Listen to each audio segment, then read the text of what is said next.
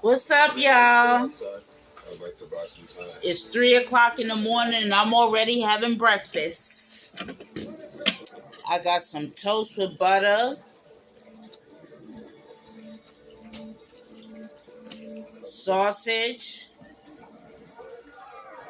and eggs with tomatoes, onions, fresh parsley, salt, pepper, and milk. Scrambled eggs.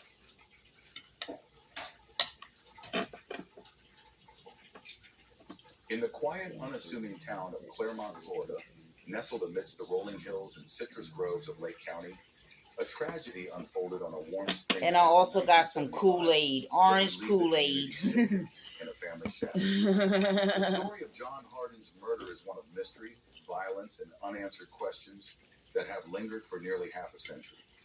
It is a tale that begins with hope and ends in bloodshed. A story that has been buried beneath Pass me a napkin. Rumors and ghostly legends.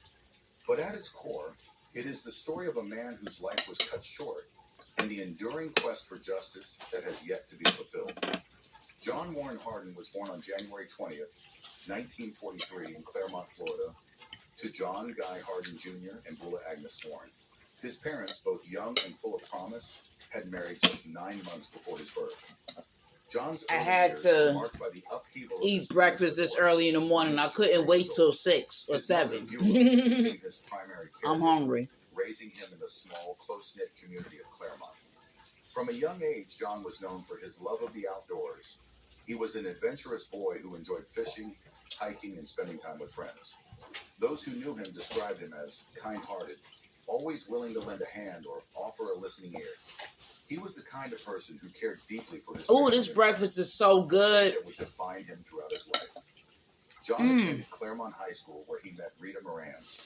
Next time I make this, the two were I'm gonna put some cheese in the eggs. Their relationship quickly blossomed into a deep and abiding love. Next time I make eggs like this, I don't know what kind of cheese though. What kind of cheese should I use?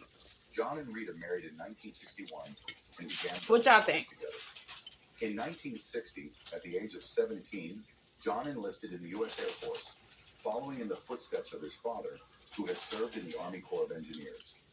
John's military service took him to various bases across the country, and Rita accompanied him, taking on the role of homemaker and mother.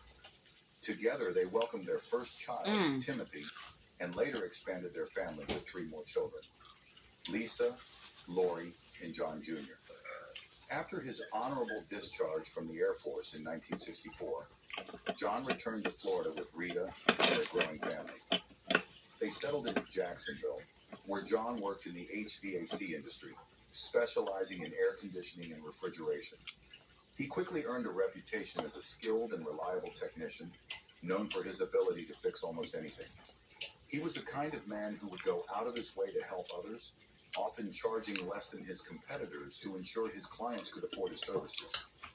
But beneath the surface of this seemingly idyllic life, cracks began to form. John and Rita's marriage, once strong and full of promise. I got a very busy day today.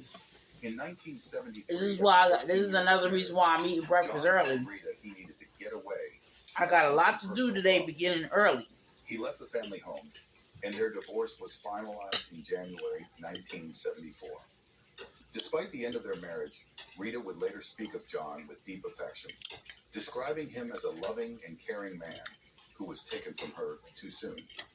After leaving Rita, John's life took a dramatic turn. He met and fell in love with a young woman named Victoria. This breakfast is so good. Who was 10 years his junior. The two married, and in June 1974, they welcomed their first child together, a son they named John Warren Hardin Jr. The couple's life seemed to be on an upward trajectory when they inherited a beautiful Victorian home in Clermont from one of Vicky's relatives. The house, built in 1881, was a stunning piece of history, and John and Vicky decided to move in while they prepared it for sale. John's business, Mango Refrigeration, began to thrive. All right, John. He took I'm gonna finish eating. Local fruit growers, restaurants, and even the city itself. But his success did not come without conflict. John's refusal to join local unions and his willingness to take on non-union jobs drew the ire of union members who saw him as a threat. I'll holler at y'all later. According to Vicky, John had expressed concerns